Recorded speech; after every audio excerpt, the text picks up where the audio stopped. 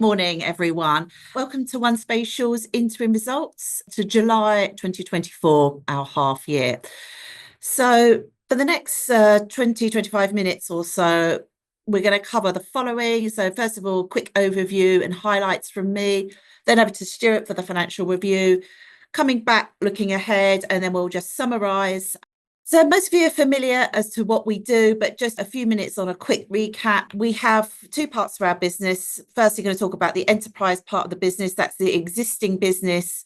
And what we do there is we are leaders in location data management, and we've got some software that we sell that's patented, and it helps our customers to make critical decisions from up-to-date, accurate location data. We have a broad spread of customers across our geographies. We have over 1,000 customers globally, key markets, government, utilities, transportation, and streetworks. Partners are really key to our growth strategy, and I'll talk about that more in the second half of the presentation. From this enterprise business, it's all around providing expertise, reputation, and financial resources to fund our SaaS businesses, which I'll talk about in a second. But what we've been doing over the last 5 years or so is really trying to grow our recurring revenues from our enterprise business. And as you see now, our recurring revenues are greater than 50%, they're up to 55% now. And you can see our geographic spread there across our territories. That's really good from a risk perspective. Sometimes some markets are up, some are down, but having that spread does sort of mitigate that risk. And a key focus area for us in terms of a growth perspective is the US. So this is our enterprise business, and what we've been doing is using that to fund these two high new margin SaaS-based solutions, which we're very excited about.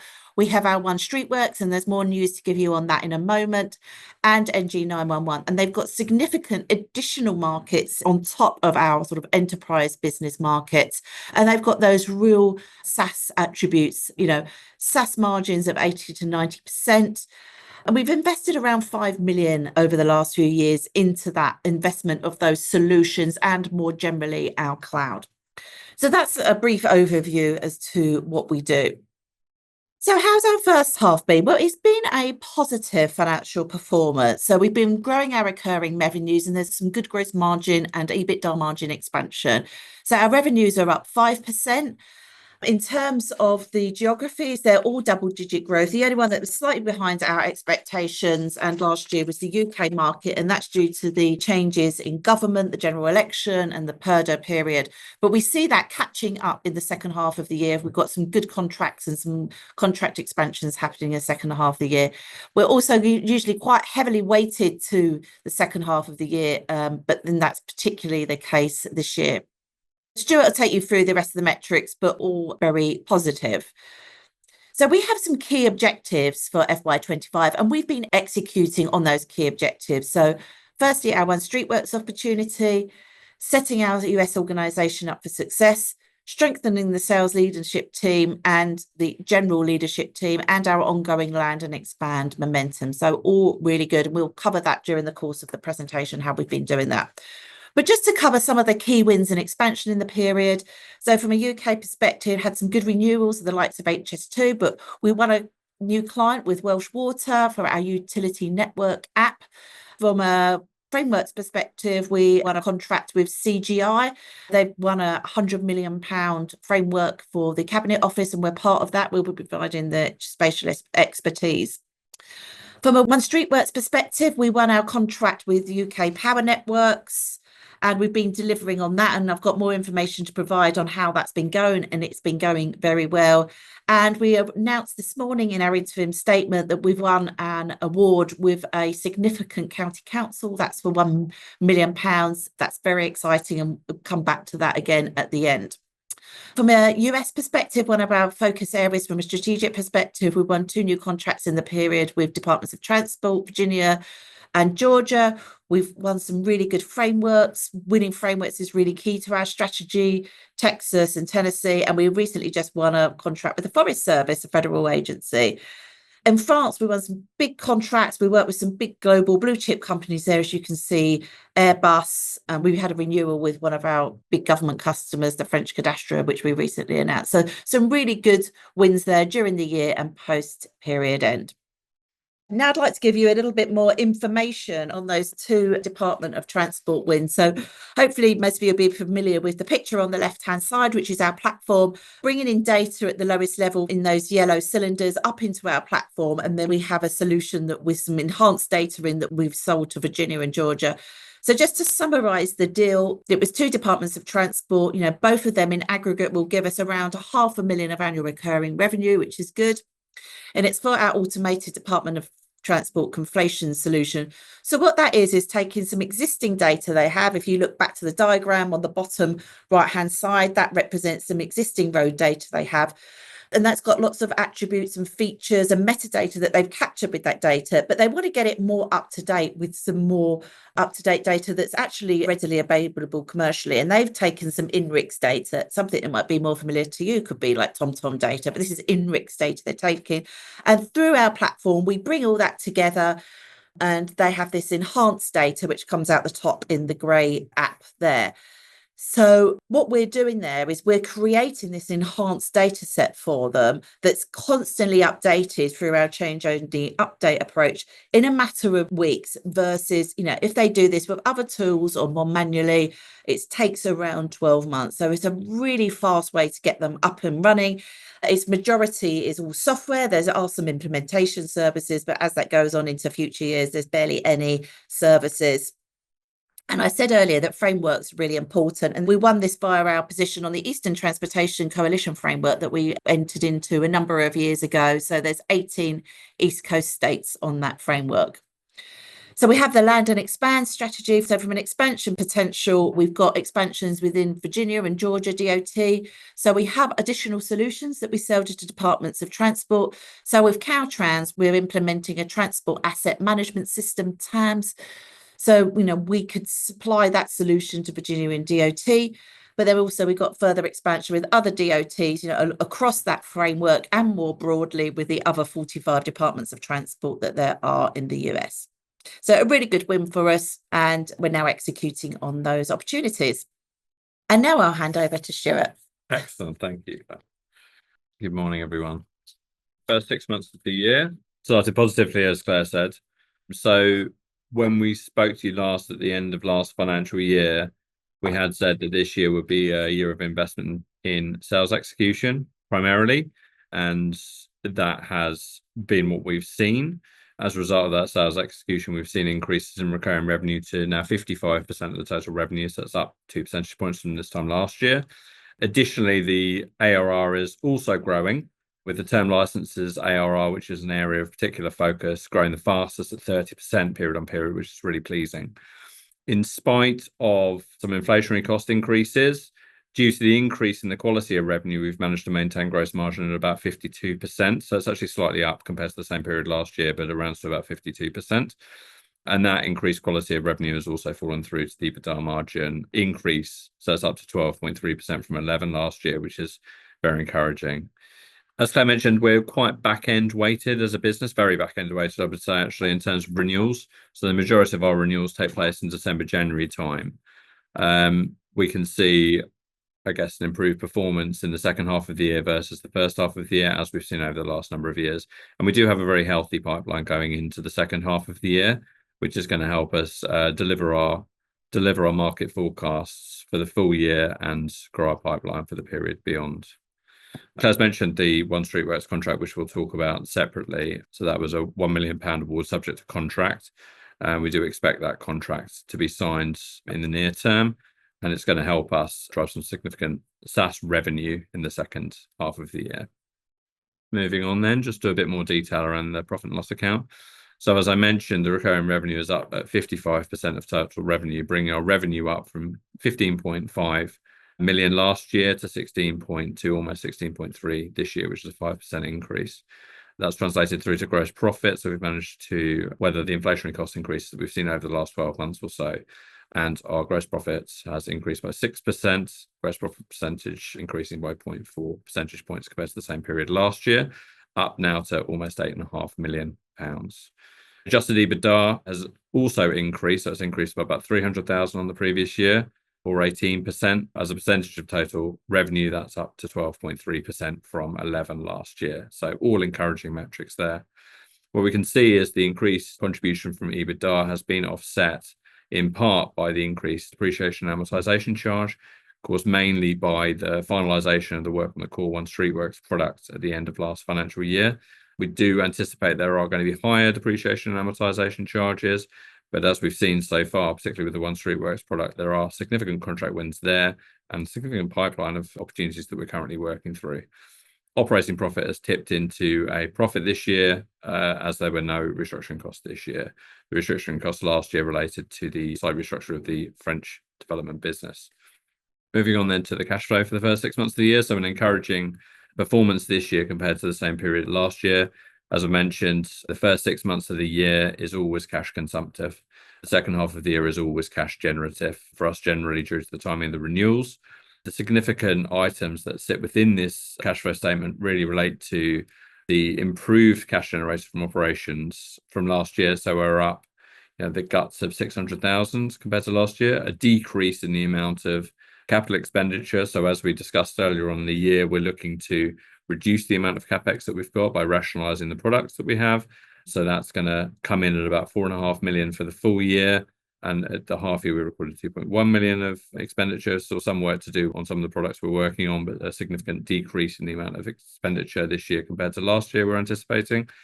And then also there's a bank guarantee of 400,000 or so that we made in the current year, which is going to be repaid. So it's not cash used in operations per se. It's the amount that we're going to receive over the next 3 years from one of the Belgian contracts. So if you strip out the effect of that, the cash used in operations in the first half of the year was 1.6 million versus 2.5 million or so before exceptionals that we had last year. So positive performance on that.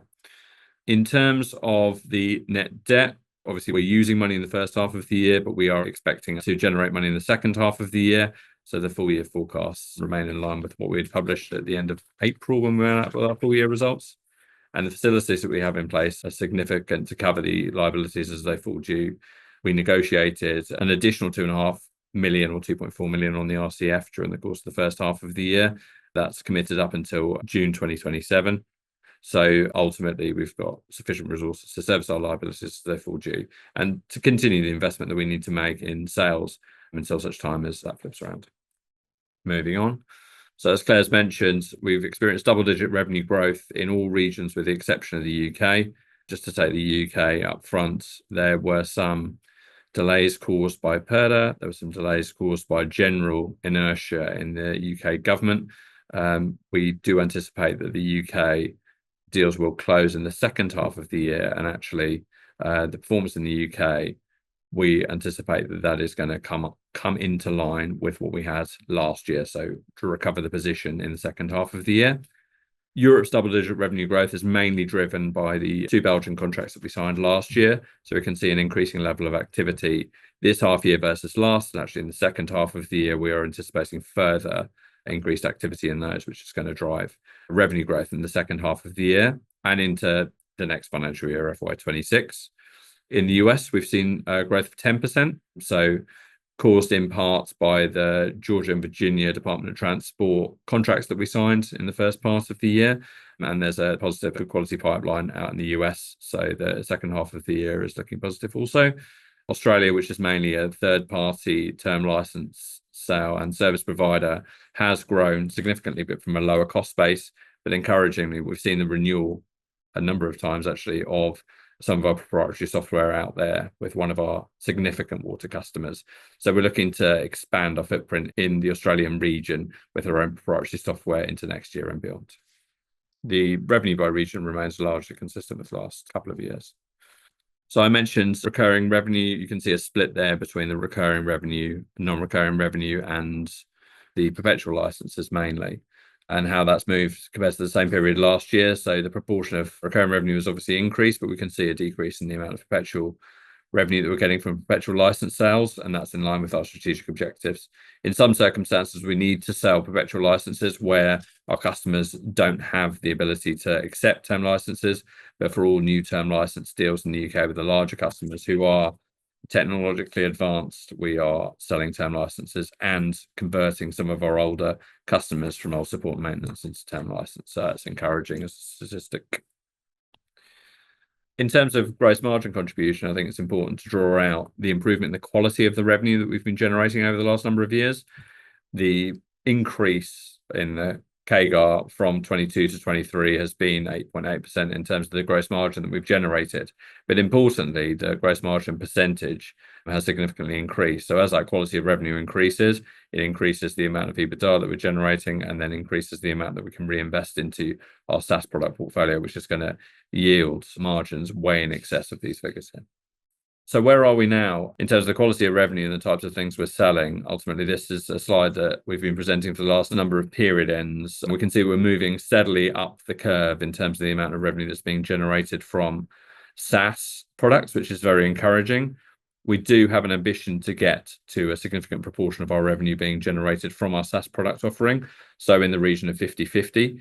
We do accept that there is going to be some term license sales, but what we do see is a significant decrease in the amount of perpetual license sales we're generating, yielding higher recurring revenue and more certainty going into each new financial year in terms of revenue generation and margin and cash generation. So I'll just hand back to Claire then for the looking ahead section. Thanks, Stuart. So now we're going to have a few minutes on the sort of general market overview, and then we're going to focus on our two key strategic areas, the US and OneStreetWorks. So, demand for location data has never been greater, and I'm sure we're all seeing these extreme weathers. You need to have up-to-date data in order to do planning for things like the nation's flood defences, hurricanes, etc. So more and more need for it important, more and more need to have it accurate and in systems so you can do planning. And that's what we can help do.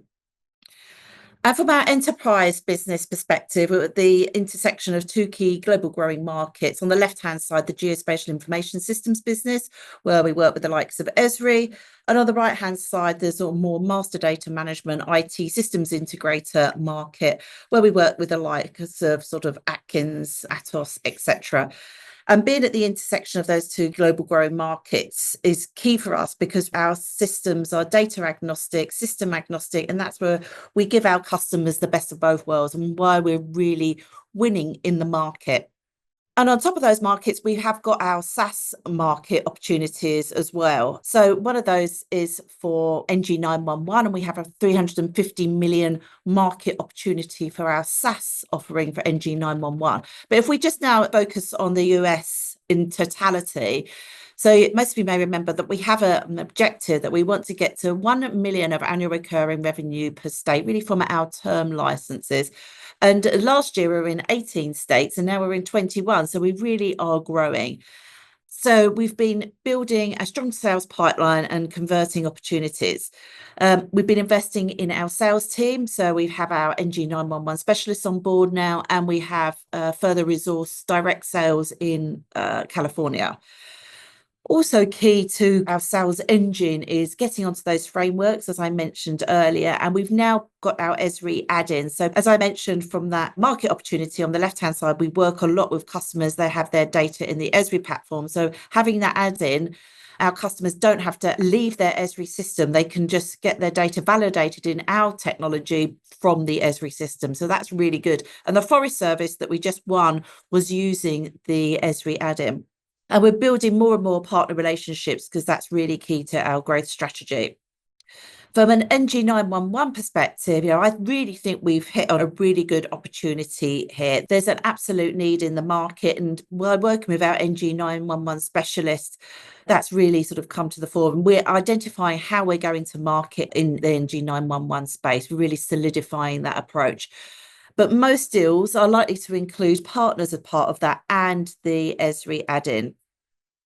And what we're finding is through working with the specialist, so she's worked with a number of states being the purchaser of NG911 technology, in terms of how the deal is structured, it's not sort of one size fits all, because sometimes the state will also help engage the cities and the counties, and sometimes you might have to go to the city and the county. So all states operate very differently. But I think we're going to be seeing, and what's in our pipeline going forward is really a mix of enterprise and SaaS, which is really good. And as I mentioned there, we really do have a strong pipeline of prospects and opportunities building. Something else that's now come to the fore is there's a new regulatory driver from the 25th of November 2024. So there's going to be a mandatory FCC requirement for NENA adoption, not just by the government, but by more the commercial sectors, and they have 6 to 12 months to comply. So NENA is the NG 911 standard that our rules engine ensures the data complies with for our customers. So we've obviously been working quite a lot with government, and they've done it on the basis it hasn't been mandatory, but good practice to do that. But it's now going to be mandatory, and we now see another area of focus for us from a commercial perspective. So these would be like the big telcos in the US, which will also have to comply with the likes of AT&T. So we've also got an additional market here. So in summary, we're very excited about the US, lots of growth opportunity across our key sectors of Department of Transport, but also with our NG 911, where we've got our SaaS solution as well. And then on to OneStreetWorks, our other SaaS solution. So just a quick recap on the opportunity, the addressable market over 400 million of ARR, and we're targeting 25 to 30% market share of that, which is 40 million of ARR over the next 5 years, which is actually only 10% of the market, 40 million. And gross margin on this is 80%, which is excellent from a sort of cash generation perspective. So progress in H1, well, we had our sort of first win with UK Power Networks, and we've been working with them in the South, and the work has been going really well. We've been working with more teams than we had anticipated, and the metrics that we're getting out of the work we're doing with them is really strong. And so what we're doing, if you remember, we did do a sort of deep dive into this with a special Capital Markets Day on this back in February. It was all about getting the metrics so we can get it into their use case for their budget for FY 2025, and that's going really well. And probably the most significant KPI that we've really helped them on is a 40% reduction in road closures in the departments that we've been working with. And this gives multiple benefits. It gives them cost and time efficiencies, because closing a road is very, very expensive. But also, on the other hand, there's these off-gen metrics all around customer satisfaction. And, from a county council and, more general impact, it has such, road closures are a real nightmare for society. So reducing road closures has a big society and governmental impact. And I'll come on to why that's important in a second.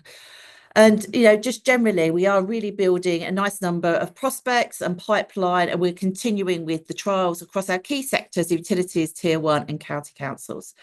And I'm pleased to announce this morning, we put in our interim statement that post-period, and we've had a notification of a £1 million award with a large county council. Now, this is subject to contract, but we're just in the final part of that. We're confident that it's going to come through. So that's really exciting for us. And it's the visibility of the work that we've been doing with UK Power Networks. There are things like the 40% reduction in road closures that's had a big impact on being able to win that contract with the large county council. So just to give a little bit more information about that win that we've been notified about. So, as I mentioned, it's our second significant license. And a really good thing about this is that it's opening the platform, not just to the county council, but works promoters. Now, what are works promoters? Well, it's the people that actually submit the traffic management plans. I mean, the county council will do it themselves. They will have works themselves, but often it's like tier one contractors that would work for the county council and utilities. So like Thames Water, Cadent Gas.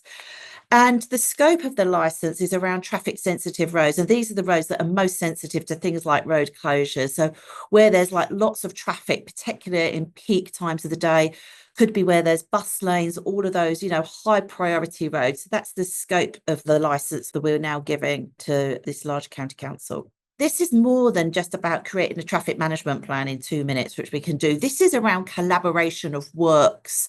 And that's what's really important. So it's not just around the county council seeing all the plans in one platform. It's about allowing these other contributors to come in so they can really plan work. So if there's some maintenance work, why dig up the road 1 week with one works promoter and then the next week dig up the same piece of road? Why not figure out as an ecosystem, why don't we close that road? Because you do have to have road closures, but why don't we have multiple operators in there for, say, 1 week? And, that's the sort of efficiencies and improvements and why we've landed this contract. And then just on the final bullet there, now this is really beneficial for us, 1Spatial, because the platform is going to be used by these works promoters, which will also in turn our end customers. So, we'll be able to, once they see that, there should be a domino effect whereby, they'll be able to take them into their wider organisation. So it really is, I can't say what a fantastic opportunity this is for 1Spatial. So what's the focus of the remainder of the year for OneStreetWorks? Well, we're increasing the sales team. We've hired a new business development director that we announced the market. We've also got a number of key new hires underneath him, all very good. We're very excited about their addition to the team. And really working with that new major county council, really making sure that they love the platform. It's very sticky. So that's a really important part of our business development activity this year, as well as executing on that contract. And we've also got a number of other trials, and we're continuing to build pipeline, just a reconfirmation of the areas that we're going after: utilities, tier ones, and other large county councils. And we've got about 7 trials ongoing. We started the year with about 7. We've won 3. 2 are just, deferring, gone out, but they will come back. It's just timelines of getting the sufficient resource in place to work with us. And we've sort of added on another, I think the number, about another 5 trials that are ongoing. But obviously, we've also got the county council work we need to work on. Now we've got the county council award on the books. We have ARR of around 1.5 million, which is the UK power nets, the county council, and we've got these other small wins in the period. Just in terms of the platform, we will continue to add features to the platform, particularly through the work we're doing with the county council. We understand there could be some need for integration with other workforce management systems. A lot of systems do this. It's about where do you deploy your workforce teams, sending them out. And we could bring in some other data feeds, but that would be sort of within the budget that Stuart talks about in terms of R&D.